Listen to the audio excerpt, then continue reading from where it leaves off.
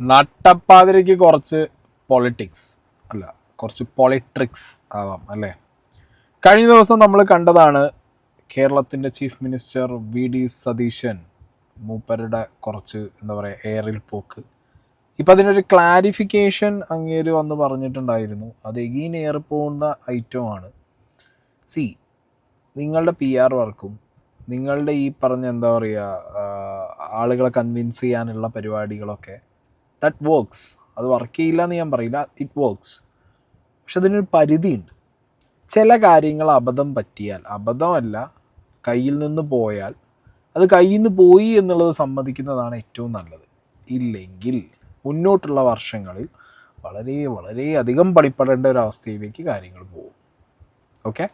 ഇപ്പോൾ വി.ഡി. സതീശൻ ആദ്യം ഈ ഭക്ഷണം കഴിച്ചതിൻ്റെ സീനാണല്ലോ ഉണ്ടായത്. പൊന്നാനി പോയിട്ട് അവിടുന്ന് ഫുഡ് അടിച്ചു, നാട് മൊത്തം പ്രളയം, വെള്ളക്കെട്ടിൽ നിൽക്കുന്ന സമയത്ത് ആളുകൾ മരിച്ചൊരു സിറ്റുവേഷനിൽ കേരളത്തിൻ്റെ മുഖ്യമന്ത്രി എന്ത് പറയുന്നു അല്ലെങ്കിൽ ഏത് രീതിയിൽ ഈ നാടിനെ അഡ്രസ്സ് ചെയ്യുന്നു എന്നുള്ളതൊക്കെ നോക്കി നിന്ന മലയാളികളുടെ മുന്നിലേക്ക് വന്നത് നിറച്ച് ഫുഡൊക്കെ ഉള്ള ഒരു വലിയ തീൻമേശയിലിരുന്ന് മുഖ്യമന്ത്രി ഫുഡ് കഴിക്കുന്നൊരു വിഷ്വലാണ്.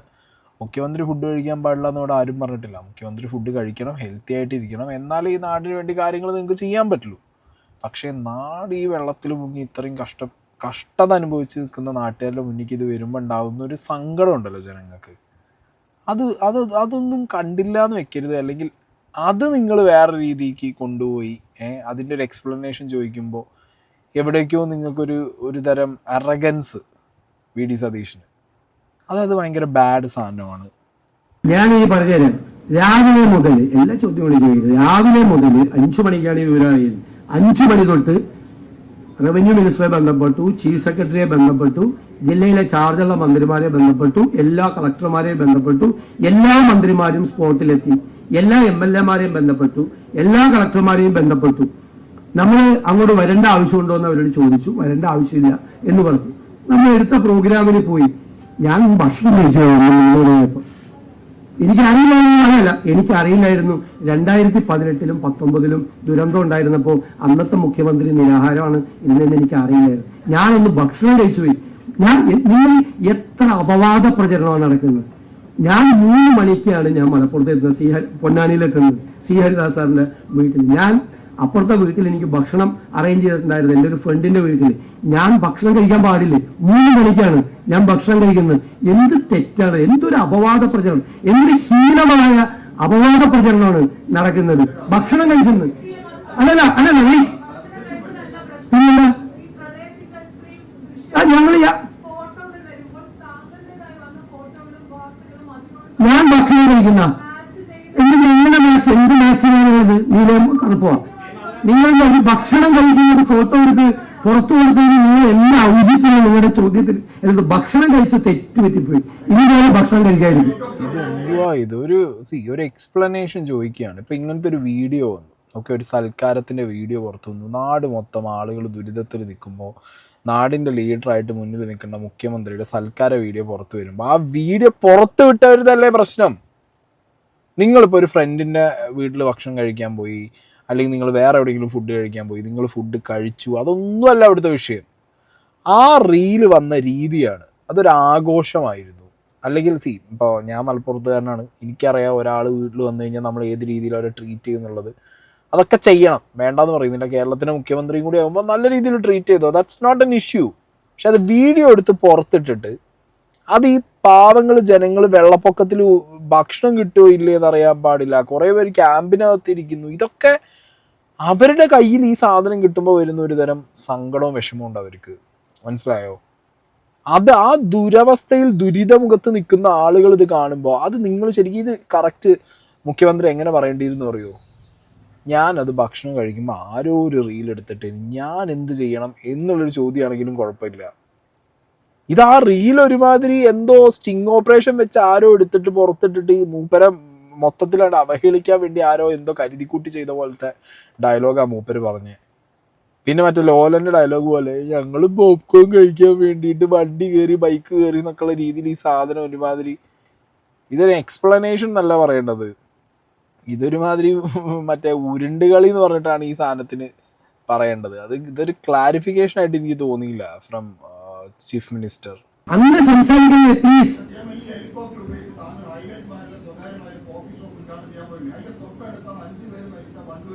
അവിടേക്ക് താങ്കളൊന്ന് തിരിഞ്ഞു നോക്കിയില്ല. ആ പ്രദേശത്ത് മലപ്പുറം ജില്ലയിൽ താങ്കൾ തന്നെ നേരത്തെ പറഞ്ഞു വെള്ളിയാഴ്ച 5 പേര് പ്രദേശത്ത് പോലെ താങ്കൾ അതിന്റെ അരികിലൂടെ തന്നെയാണ് താങ്കൾ പോയിട്ടുള്ളത്. കൈപ്പൂർ വിമാനത്താവളം അവർ നേരിട്ട് ഇറങ്ങി ആ വണ്ടൂർ പോയി ആ കുടുംബത്തെ നിങ്ങൾ കാണാമായിരുന്നു. അങ്ങ് ഇവിടെ വന്നിരുന്ന പ്രസംഗിക്ക് വേറെ ഏതെങ്കിലും ചോദ്യം പറഞ്ഞു.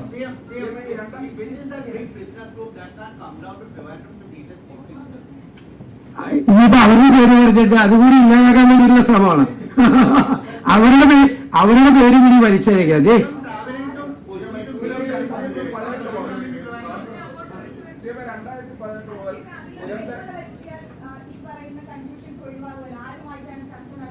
അതുകൊണ്ട് ഞാൻ നിങ്ങളോട് പറയേണ്ട ആവശ്യം, അതിനകത്ത് തീരുമാനം ഉണ്ടാവുമ്പോൾ നിങ്ങളോട് പറയാം. മനസ്സിലായി? ഇനി അവരെയും കൂടി വലിച്ചു വെച്ച് അതുകൂടി ഇല്ലാതാക്കാനുള്ള ശ്രമം നടന്നു ചോദിക്കും. അതായത് ഹെലികോപ്റ്റർ എടുത്തിട്ട് ഭാര്യയുടെ അച്ഛനെ കാണാൻ പോയത്, ഭാര്യയുടെ ഹസ്ബൻഡ് എന്നൊക്കെ രാത്രി ചെയ്തുകൊണ്ട് മാറിപ്പോയതാ, മുഖ്യമന്ത്രിയുടെ വൈഫിൻ്റെ അച്ഛനെ കാണാൻ വേണ്ടി പോയി എന്നുള്ള ആ ഒരു ആരോപണം. അതപ്പം തന്നെ മുഖ്യമന്ത്രി പറഞ്ഞിട്ടുണ്ടായിരുന്നു, ഞാൻ ഒഫീഷ്യലി ഒരു ഇൻവെസ്റ്ററെ കാണാൻ വേണ്ടി പോയതാ, തമിഴ്നാടിന് വേണ്ടി ഇൻവെസ്റ്റ്മെൻറ്റ് സംസാരിക്കാൻ പോയ ഒരാൾ കേരളത്തിൽ വന്നിട്ട് അയാളോട് ഞാൻ സംസാരിച്ചില്ല എന്നുണ്ടെങ്കിൽ അത് അങ്ങനെ ആ മൂപ്പര് ആണല്ലോ ധനകാര്യം കൂടി നോക്കുന്നത്. അപ്പം എല്ലാം കൊണ്ടും അത് ആ ഒരു ഒഫീഷ്യൽ സാധനമായിരുന്നു എന്നാണ് അങ്ങേര് പറഞ്ഞത്. ഓക്കെ, ഇനിയിപ്പോൾ അത് കോൺഫിഡൻഷ്യൽ ആണെങ്കിൽ കോൺഫിഡൻഷ്യലായിട്ട് വെക്കാം. പക്ഷേ ഈ വിഷയം കുറച്ച് എന്താ പറയുക, അങ്ങനെ കോൺട്രവേഴ്സി ആയതുകൊണ്ട് ഈ ഇൻവെസ്റ്റ്മെൻറ്റ് വന്നാലും വന്നില്ലെങ്കിലും ഈ ഇൻവെസ്റ്റർ ആരാണ്, ഏത് ഇൻവെസ്റ്ററോ ഒപ്പമാണ് അന്ന് കൂടിക്കാഴ്ച നടത്തിയത് എന്നുള്ളത് ഇത് മുഖ്യമന്ത്രി പറയേണ്ടി വരും. ഇല്ലെങ്കിൽ ഇവിടുത്തെ ജനങ്ങളും പ്രതിപക്ഷവും മീഡിയയും ഇത് ചോദിച്ചുകൊണ്ടിരിക്കും. കാരണം അത്ര ഇമ്പോർട്ടൻ്റ് ആയിട്ടുള്ള ആ ഇൻവെസ്റ്റർ ആര്, ഇനി ഇൻവെസ്റ്റ്മെൻറ്റ് കിട്ടിയില്ല എന്നുണ്ടെങ്കിൽ അത് എന്ത് കാരണം കൊണ്ട് അത് തട്ടിപ്പോയി, കിട്ടിയാൽ അത് എന്ത് ഇൻവെസ്റ്റ്മെൻറ്റാണ്, ഏത് സെക്ടറിലാണ് എന്നുള്ളതൊക്കെ വളരെ കൃത്യമായിട്ട് അടുത്ത ദിവസങ്ങൾ അപ്ഡേറ്റ് ചെയ്യും എന്നുള്ളൊരു പ്രതീക്ഷ വേണമെങ്കിൽ വെക്കാം. പ്രതീക്ഷ അല്ലെങ്കിൽ പോലും അത് ചെയ്യണം എന്നുള്ളതാണ്, അതാണ് അതിൻ്റെ ഒരു മാന്യത. കാരണം ഈ കോൺട്രവേഴ്സി ക്ലിയർ ആവണമെങ്കിൽ ആ സാധനം ഇവിടെ എല്ലാവരെയും അറിയിക്കണം. ഓക്കെ, പിന്നെ ഈ കോഫി ഷോപ്പ് കോഴിക്കോട് ഉദ്ഘാടനം, അതിൻ്റെയൊക്കെ വീഡിയോസൊക്കെ അവിടെ ഇവിടെയൊക്കെ മീഡിയയിൽ കിടക്കുന്നുണ്ട്.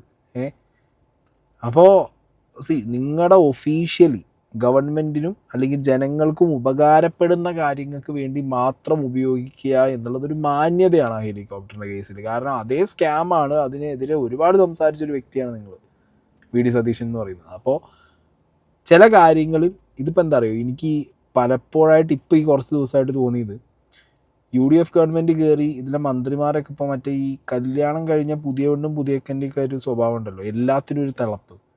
നമുക്ക് കല്യാണം കഴിഞ്ഞ് നമ്മളുടെ ആദ്യം ഞാൻ പുതിയപ്പിളയാണ്, ഞാൻ പുതിയ എണ്ണാണ്, അങ്ങനത്തെ ഒരു ചിന്താഗതിയിൽ ഞാൻ ഓടി നടന്ന് ചാടിക്കളിക്കുന്ന പരിപാടി, അതൊക്കെ മാറും. നിങ്ങൾ റിയാലിറ്റിയിലേക്ക് വാ. സംഗതി നിങ്ങൾ ജയിച്ചു, ജനങ്ങൾ ജയിപ്പിച്ചു, ജനങ്ങൾ നിങ്ങളെ ജയിപ്പിക്കാനുള്ള കാരണം മറ്റാരെ വെറുത്ത് പണ്ടാറടങ്ങിയോണ്ട് നിങ്ങളെങ്കിലും എന്തെങ്കിലും നല്ലത് ചെയ്യുമെന്ന് പറഞ്ഞിട്ടാണ് ജയിപ്പിച്ച് വിട്ടിട്ടുള്ളത്. അത് ചെയ്യണം, അല്ലെങ്കിൽ ആളുകൾക്ക് അതൊരു സാധനം കൊടുക്കണം. മനസ്സിലായോ? ഇതല്ല, ഇത് പലപ്പോഴായിട്ടിപ്പോൾ ഇങ്ങനെ അങ്ങോട്ടും ഇങ്ങോട്ടുള്ള താളംകളി മാത്രമാണ് നടന്നുകൊണ്ടിരിക്കുന്നത്.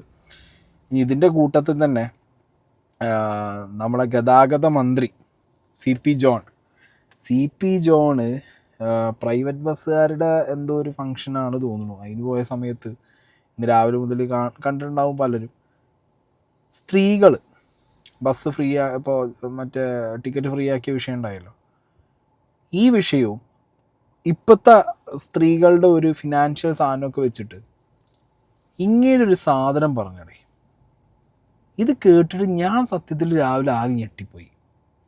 എന്താണ് ഇവർ ഉദ്ദേശിക്കുന്നത് എന്നുള്ളത് ഇത് കേട്ടിട്ട് ഒട്ടും മനസ്സിലായില്ല. CP ജോൺ പറഞ്ഞ കാര്യങ്ങളിൽ ഒരുപാട് അർത്ഥങ്ങളുള്ള പോലെ, അല്ലെങ്കിൽ ഇന്നർ സാധനം വെച്ച് അടിച്ച പോലെ ഒരു സാധനമായി തോന്നി. ഇനി എനിക്ക് പേഴ്സണലി തോന്നിയത് നിങ്ങൾക്ക് തോന്നിയെന്നുള്ളത് നിങ്ങളിത് കേട്ടിട്ട് പറ. ബിഹേവിയർ എന്താന്ന് പറഞ്ഞാൽ, ഈ ബസ്സിന് കാശില്ലാത്ത സ്ത്രീ സ്വകാര്യ സ്കൂളിലേക്ക് കുട്ടികളെ വിടുകയാണ് അല്ലേ? ഗവൺമെൻറ് സ്കൂളിൽ സീറ്റ് ഒഴിഞ്ഞു കിടക്കുക. ഗവൺമെൻറ് സ്കൂളിലേക്ക് ഇപ്പോഴും കുട്ടികളെ വിടുന്നതിന് പകരം ഫീസ് കൊടുക്കേണ്ടാത്ത പ്രൈവറ്റിൽ പോലും വിടാതെ ഇവിടെ വിടുന്നത് ഫീസ് കൊടുക്കേണ്ട സ്കൂളിലേക്ക് വിടുന്നു അല്ലേ? ആശുപത്രിയുടെ കാര്യം വരുമ്പോൾ ഇതേ സ്ത്രീ തൻ്റെ അച്ഛനെയും ഭർത്താവിനെയും കൊണ്ട് വരാന്തയിൽ കിടക്കുകയാണ് ഗവൺമെൻറ് ആശുപത്രിയിൽ. ഈ 3 കാര്യങ്ങൾ, പൊതുജനാരോഗ്യം, പൊതുഗതാഗതം, പൊതുവിദ്യാഭ്യാസം, കേരളത്തിലെ ജനങ്ങളുടെ ബിഹേവിയർ, അവരുടെ പെരുമാറ്റം എന്നെ അതിശയിപ്പിക്കുകയാണ്.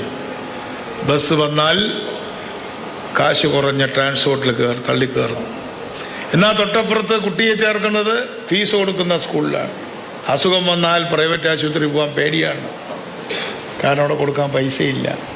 പക്ഷേ പ്രിയദർശിനി വന്നപ്പോൾ നിങ്ങളുടെ ബസ് വിട്ട് മറ്റ് പ്രിയദർശിനി കാത്തു നിന്ന് തിരക്കി ആളുകൾ പോകുന്നതിൻ്റെ കാരണം നിങ്ങളോടുള്ള വിരോധം കൊണ്ടോ എന്നോടുള്ള സ്നേഹം കൊണ്ടോ അല്ല, മറിച്ച് നമ്മുടെ നാട്ടിലെ കുടുംബിനികൾക്ക് കയ്യിൽ കാശില്ലാത്തത് കൊണ്ടാണ് എന്ന യാഥാർത്ഥ്യമാണ് ഞങ്ങൾ പഠിക്കുന്നത്. ഓക്കെ, ഇതിൽ പൊതു നിങ്ങേര് പറയുന്നുണ്ട്. ഒരു മനുഷ്യന് ആവശ്യമുള്ളതായിട്ടുള്ള ഒരു കാര്യമാണ് വിദ്യാഭ്യാസം, ആരോഗ്യം, പിന്നെ യാത്ര. ഈ 3 കാര്യം. ഞാൻ ഇങ്ങനൊരു ലോജിക്കാണ് ചിന്തിക്കുന്നത്. ഒരു സ്ത്രീ അവരുടെ മക്കൾക്ക് ഏറ്റവും കൂടുതൽ, സ്ത്രീ എന്നല്ല പുരുഷനുടെ ഒരു പാരൻറ്റ് അവരുടെ മക്കൾക്ക് ഏറ്റവും കൂടുതൽ നല്ല വിദ്യാഭ്യാസം കിട്ടി അവർ നല്ല നിലയിലാവണം എന്നുള്ളത് ചിന്തിക്കുന്നത് എപ്പോഴാണ്? മന്ത്രി ഒന്ന് ആലോചിക്കുക, നിങ്ങളൊന്ന് ആലോചിക്കുക. നമ്മൾ പഠിപ്പും വിദ്യാഭ്യാസവും ഇല്ലാത്തത് കൊണ്ട് ദുരവസ്ഥയിലാണ് നമ്മുടെ ജീവിതമുള്ളത് എന്നുള്ള റിയലൈസേഷനാണ് ഒരു പാരൻറ്റിൻ്റെ, അല്ലേ?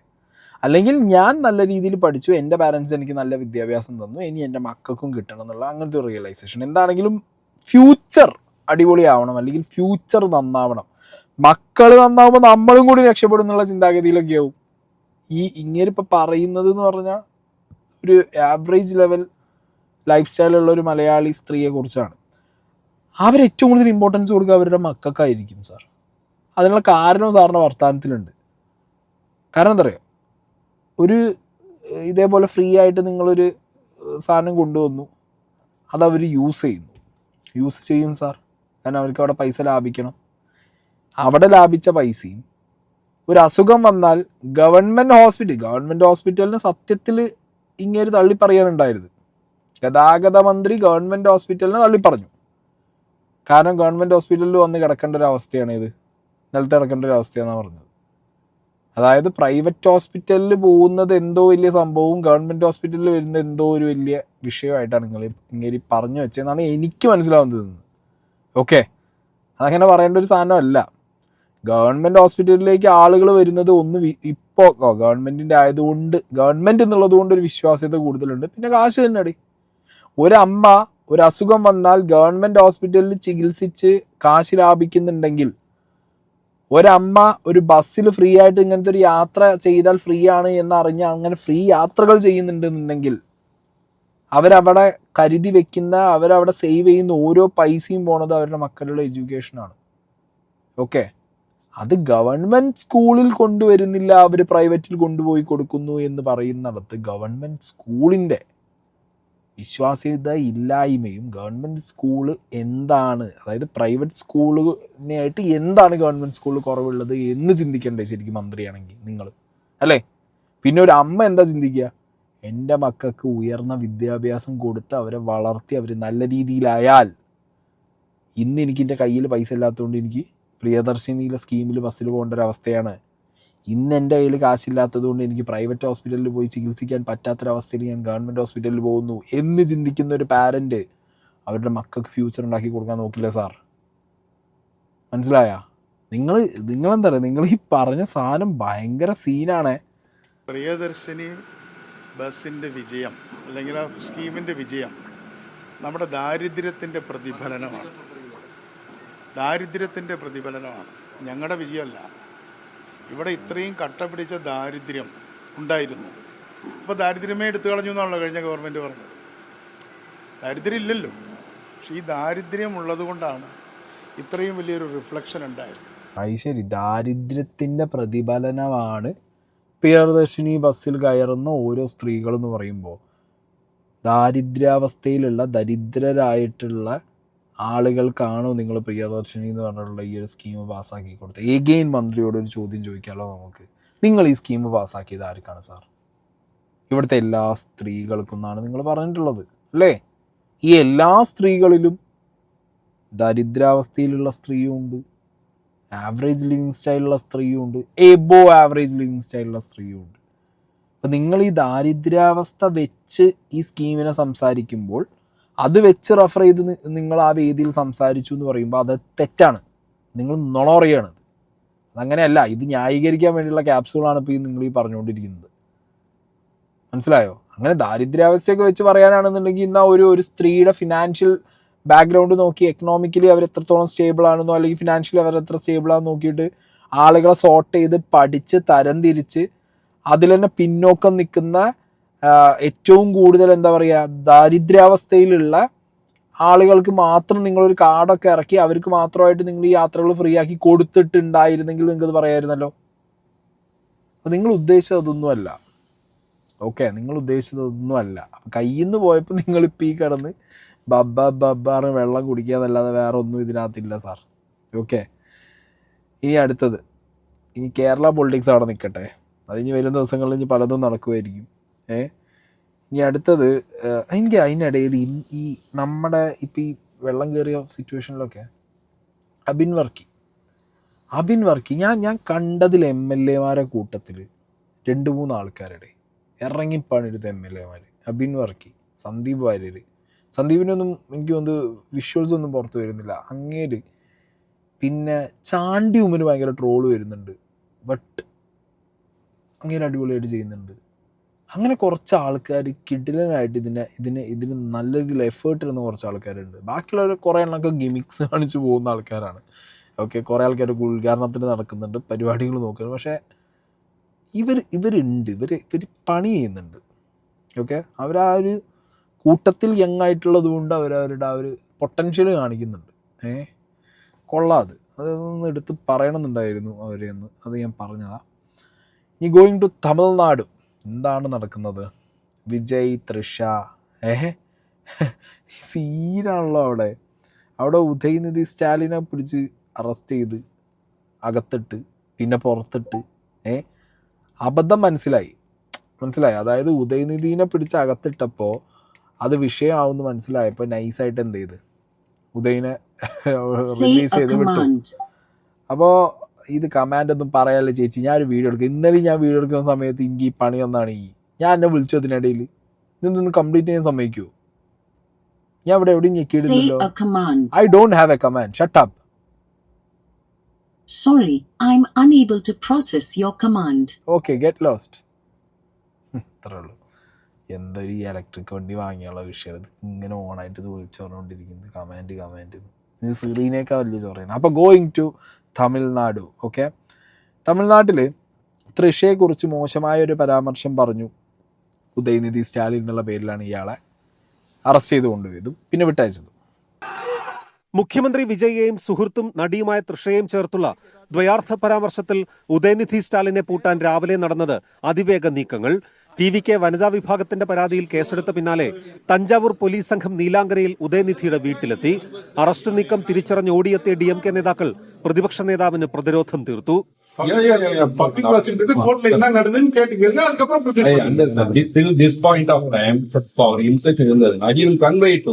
ഉച്ചയ്ക്ക് 12 വരെ കടുത്ത നടപടി പാടില്ലെന്ന് മദ്രാസ് ഹൈക്കോടതി വാക്കാൽ നിർദ്ദേശം നൽകി അരമണിക്കൂറിനുള്ളിൽ അപ്രതീക്ഷിതമായി അറസ്റ്റിലേക്ക് കടന്ന് പോലീസ്. DMK പ്രവർത്തകരുടെ പ്രതിഷേധത്തിനിടെ പോലീസ് വാഹനത്തിലേക്ക് ഉദയനിധിയെ കയറ്റി തഞ്ചാവൂരിലേക്ക്.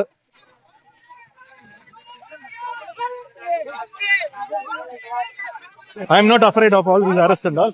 We are ready to face the consequences. I don't think they have so much brain. These people are just a bunch of idiots. So I will face the consequence.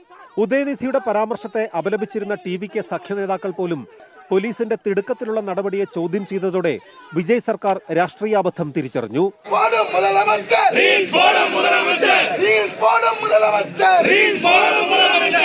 2.25 മുൻകൂർ ജാമ്യ ഹർജിയിൽ വാദം തുടങ്ങിയതും ഉദയനിധിയെ judicial കസ്റ്റഡിയിൽ remand ചെയ്യണമെന്ന ആവശ്യം സർക്കാരിനില്ലെന്നും ചോദ്യം ചെയ്യൽ പൂർത്തിയായാൽ സ്റ്റേഷൻ ജാമ്യത്തിൽ വിട്ടയക്കാമെന്നും AG വ്യക്തമാക്കി. സർക്കാർ ഉറപ്പ് രേഖപ്പെടുത്തിയ ഹൈക്കോടതി അന്വേഷണവുമായി സഹകരിക്കണമെന്ന ഉപാധിയിൽ ഉദയനിധിയെ ഇന്ന് തന്നെ വിട്ടയക്കാൻ ഉത്തരവിട്ടു.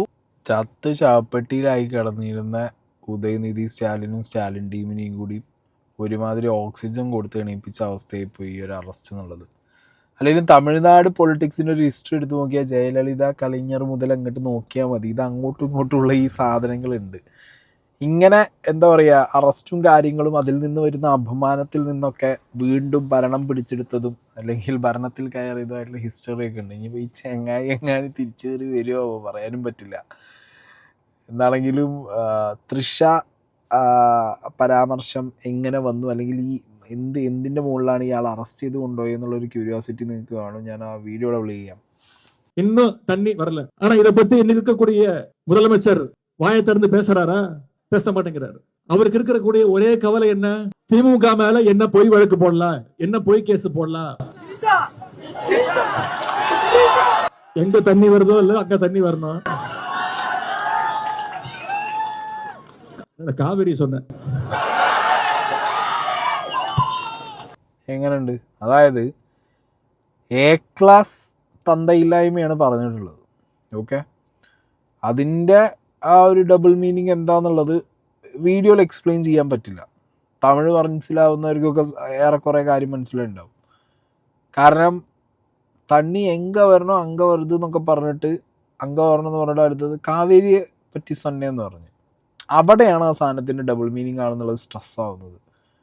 പക്കാ തെമ്മാടിത്തരാണ് പറഞ്ഞു വെച്ചത്. ഓക്കെ, ബാക്ക്ഗ്രൗണ്ടിൽ തൃഷ എന്നവർ പറഞ്ഞ സമയത്ത് തന്നെ ഇങ്ങനെ പറയുന്നില്ലല്ലേ, അമ്മാതിരി വൃത്തികേടാണ് അത് ഡബിൾ മീനിങ്. ഇനിയിപ്പോൾ അത് വേറൊക്കെ രീതിയിൽ ഇനി അതിന് ഡബിൾ മീനിങ് ഇല്ല, സിംഗിൾ മീനിങ് ആണെന്നൊക്കെ പറഞ്ഞിട്ട് ന്യായപ്പെടുത്തലും വെളുപ്പിക്കലൊക്കെ നടക്കുമായിരിക്കും. പക്ഷേ കേൾക്കുന്ന ഒരാൾക്കത് പെട്ടെന്ന് കൺവേ ആവുന്ന ഒരു ഐറ്റം തന്നെയാണത്. ഓക്കെ, അപ്പോൾ കേസായി വിഷയമായി അങ്ങനെയാണ് ഈ സീനുകളുണ്ടായത്. ഞാൻ നോക്കുമ്പോൾ സാധാരണ രീതിയിൽ ഇങ്ങനത്തെ ഡബിൾ മീനിങ് സാധനം പറഞ്ഞ ഒരാളെ പിടിച്ച് അകത്ത് കൊണ്ടുപോകുമ്പോൾ അയാളെ സപ്പോർട്ട് ചെയ്ത് മൂട് താങ്ങി പോകുന്ന ഒരാളാണ് രാഹുൽ ഈശ്വർ. ഇന്ന് നോക്കുമ്പോൾ ബോച്ചേനൊക്കെ എടുത്തുകൊണ്ട് ഈ തലയിൽ വെച്ച് നമ്മൾ കണ്ടതാണ്. ഇന്ന് നോക്കുമ്പോൾ ഉദയനിധിക്ക് എതിരെ തൃഷയും വിജയും ചേർത്ത് ലൈംഗിക ആഭാസം പറഞ്ഞ ഉദയനിധി സ്റ്റാലിൻ അറസ്റ്റ്. ഒരു സംശയവുമില്ല, നടപടി എടുക്കേണ്ട കാര്യമാണ്. നമ്മളൊരു പൊതുവേദിയിൽ പറയാൻ പോലും കഴിയാത്തത്ര ദ്വയാർത്ഥ പ്രയോഗമുള്ള ലൈംഗിക ആഭാസമാണ് പറഞ്ഞത്. അതായത് തെറിവാക്കുകളൊന്നുമല്ല, അതിനപ്പുറം കലർന്ന് ലൈംഗിക ചുവ എന്ന് മാത്രം പറഞ്ഞാൽ പോലെ എക്സ്ട്രീം ലൈംഗിക ആഭാസം. ഒരു സ്ത്രീയെക്കുറിച്ച് എന്ത് പറയാമോ, അതാണ് യഥാർത്ഥത്തിൽ തൃഷയെക്കുറിച്ച് പറഞ്ഞത്. അതെന്താണെന്ന് ഞാൻ പറയുന്നില്ല, പക്ഷേ അതിന്റെ സൂചനകൾ തരാം. കാര്യം അങ്ങനെ ഒരു പൊതുമണ്ഡലത്തിൽ പറഞ്ഞുകൂടാത്ത അത്ര വലിയ വൃത്തികേടാണ് ഉദയനിധി സ്റ്റാലിൻ പറഞ്ഞത്. ഒരു സംശയവുമില്ല, ഉദയനിധി സ്റ്റാലിനെ അറസ്റ്റ് ചെയ്യണം. അറസ്റ്റിനെതിരെ തമിഴ്നാട്ടിൽ ഇപ്പം DMK അടക്കമുള്ളവർ ചില പ്രതിഷേധങ്ങൾ ഉയർത്തുന്നുണ്ട്. ഉയർത്തിയിട്ട് ഒരു കാര്യവുമില്ല, അത് വെറും ആഭാസം തന്നെയായിരുന്നു. എന്താണ് പരാമർശം എന്ന് പറഞ്ഞ് എന്താ പരാമർശം എന്ന് പറഞ്ഞത് നമുക്ക് പറയാൻ പറ്റില്ല. എന്നാലും അത് കാണിക്കുകയും മറ്റും ചെയ്യാം. തഞ്ചാവൂരിലെ പോലീസിന് അഭിനന്ദനം. ഇനി എന്താണ് ഉദയനിധി സ്റ്റാലിൻ പറഞ്ഞത് ഞാൻ എന്താന്ന് പറയുന്നില്ല, അതിന് നമ്മുടെ ഒരു സംസ്കാരവും അഭിമാനവും അനുവദിക്കുന്നില്ല. പക്ഷേ എന്താണ് അയാൾ പറഞ്ഞതോ പറയാതെ പറഞ്ഞതോ എന്ന് നമ്മൾ ഓരോരുത്തരും കേൾക്കണം. ഇല്ലെങ്കിൽ രാഷ്ട്രീയ പ്രതികരണം കൊണ്ടാണ് അറസ്റ്റ് ചെയ്യുന്നതൊക്കെ തെറ്റിദ്ധരിക്കും. നമുക്ക് തൃഷ നാട്ടുകാർ വിളിക്കുന്നു.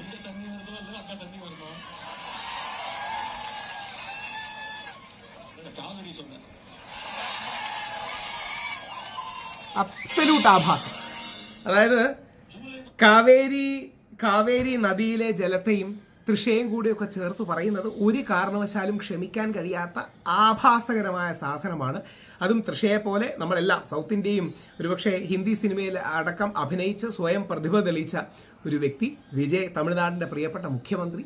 അപ്പോൾ വിജയ്ക്ക് കൺസേൺ നേരത്തെ ഇയാൾ പറഞ്ഞ സാധനം മാത്രമാണെന്ന് പറയുന്നത് ആഭാസമാണ്. അത്തരം ആഭാസം പറയുന്നവരെ അറസ്റ്റ് തന്നെ ചെയ്യണം. അറസ്റ്റ് ചെയ്ത് മൂക്കി കയറ്റാനൊന്നും പോകണില്ല. അറസ്റ്റ് ചെയ്ത് ഒന്നെങ്കിൽ ജാമ്യത്തിൽ വിടും, അല്ലെങ്കിൽ കോടതിയുടെ റിമാൻഡിലേക്ക് വിടും. പക്ഷേ അത് സമൂഹത്തിന് ഒരു മെസ്സേജ് കൊടുക്കാനായി ശക്തമായി അറസ്റ്റ് ചെയ്യേണ്ടത് ആവശ്യമാണ്.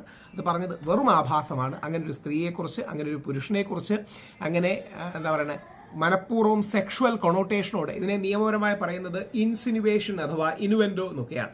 ഒരു കാരണവശാലും പറഞ്ഞുകൂടാത്ത അതിന് ഉദയനിധി സ്റ്റാലിന് ശിക്ഷിക്കപ്പെടാൻ ചാൻസ് അല്ല. നമ്മുടെ നിയമ സംവിധാനത്തിൽ ശിക്ഷിക്കപ്പെടുകയൊന്നുമില്ല. പക്ഷേ അറസ്റ്റെങ്കിലും ചെയ്യപ്പെടണം, അതാണ് നീതി. എവിടെ ഇറക്കതാ തമ്പി മയിൽ വാഹനോ നീങ്ക യാര് രാഹുൽ ഈശ്വർ ഇതേപോലെ ഡബിൾ മീനിങ് ഇതുക്കും മുകളില് അപരാധങ്ങൾ അടിച്ച ഒരാളാണ് ബോബി ചെമ്മണ്ണൂർ. ബോച്ചെ അന്ന് താങ്ങി നടക്കായിരുന്നല്ലോ താങ്കള്. ശരി അപ്പൊ ഇതാ കളി. ഞാൻ സത്യത്തിൽ ഞെട്ടിപ്പോയി. ഞാൻ ഉദയനിധി സ്റ്റാലിന് ഭയങ്കരമായിട്ടുള്ള പ്രൊട്ടക്ഷനും സപ്പോർട്ടൊക്കെ ആയിട്ടാവും വരിക എന്നുള്ളത്. സാധാരണ ഇങ്ങനത്തെയൊക്കെ ഡാഡിലെസ് സാധനങ്ങൾ വിളിച്ചു പറയുമ്പോൾ നിങ്ങൾ അതിന് സപ്പോർട്ട് ചെയ്ത് സംസാരിച്ചിട്ടേ നമ്മൾ കണ്ടിട്ടുള്ളൂ. പെട്ടെന്ന് ഇത് കണ്ടപ്പോൾ ഞാൻ ഞെട്ടിപ്പോയി. അപ്പം തമിഴ്നാട്ടിൽ ഡബിൾ മീനിങ്, അത് ഡബിൾ മീനിങ്. കേരളത്തിൽ ഡബിൾ മീനിങ്, അത് വേറെ മീനിങ്. അങ്ങനെയാ അല്ല, അറിയാണ്ടിരിക്കുകയാണ്. ബോച്ചേനെ കൊടുത്ത സപ്പോർട്ടൊക്കെ കണ്ടപ്പോൾ ചോദിച്ചു പോകും. ഓക്കെ ഗൈസ്, അപ്പോൾ നോക്കാം തമിഴ്നാട് പൊളിറ്റിക്സിൽ ഈ ഒരു അറസ്റ്റ് കാരണം ഇനി സ്റ്റാലിൻ ടീമിനൊരു തിരിച്ചുവരവ് കിട്ടുമോ ഇല്ല എന്നുള്ളത്. കരൂർ വിഷയത്തിൽ വിജയിനെ തൊടാതെ അറസ്റ്റ് ചെയ്യാതെ അവർ കാണിച്ചൊരു പൊളിറ്റിക്കൽ ഗാംബ്ലിംഗ് ഉണ്ട് സ്റ്റാലിൻ ടീമും. ഒരു പക്ഷേ ഇവിടെയും അങ്ങനത്തെ ഒരു സാധനം മേ ബി ചെയ്യാമായിരുന്നു. ബട്ട് പറഞ്ഞത് അത്രയും മോശമായതുകൊണ്ട് ചെയ്യൂടി. അപ്പോൾ എന്താണെങ്കിലും വരും ദിവസങ്ങളിൽ തമിഴ്നാട് പൊളിറ്റിക്സ് എങ്ങനെ പോകുന്നുള്ളത് നോക്കാം.